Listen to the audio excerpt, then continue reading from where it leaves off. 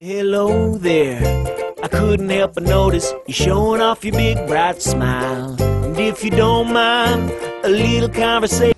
Not just yet. We haven't addressed Title V, and for that, here's a story about a seafarer named Marco. Marco worked on a Fantasylandia flagged ship. This was one bad ship. No warm water for showers or tea. 6 people stacked in each room. Spoiled food. No recreational facilities. The list goes on. Marco thought that's just how things went until he read the MLC and realized a lot of the things going on were not compliant. Marco tried to inform the master, but he couldn't be found. Marco looked for a form to report the violations, but that form was nowhere to be seen. However, when the ship entered the port of Goodlandia, a port Marco knew was compliant with the MLC, Marco filed a complaint with the port inspector, which led to an inspection of the ship. The inspector logged the violations and notified the flag state and the master that there would have to be some major changes. The master made immediate changes. He also followed the complaint handling procedure, which prohibits and penalizes any retribution taken against the seafarer who filed the complaint. A hard copy of this procedure accompanies every employment agreement. And from this day forward, Marco and his shipmates always had hot tea. Marco sounds like a savvy seafarer.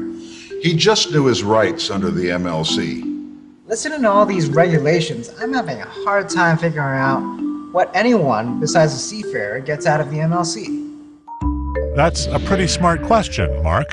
A committee of seafarers, ship owners, and flag state officials created the MLC. Ship owners liked that it discouraged favorable treatment. Ships entering ports of ratified states must show compliance or face possible detention.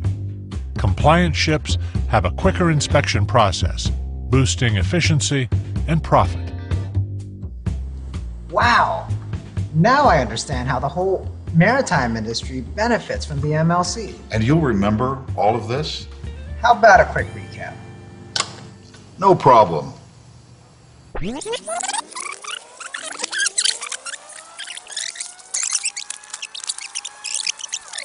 The Maritime Labor Convention, or MLC, establishes a standard of working and living conditions for seafarers while creating fair competition for ship owners.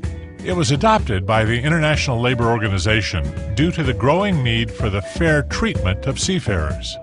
The International Maritime Organization calls the MLC the 4th pillar of quality shipping, on par with SOLAS, STCW, and MARPOL.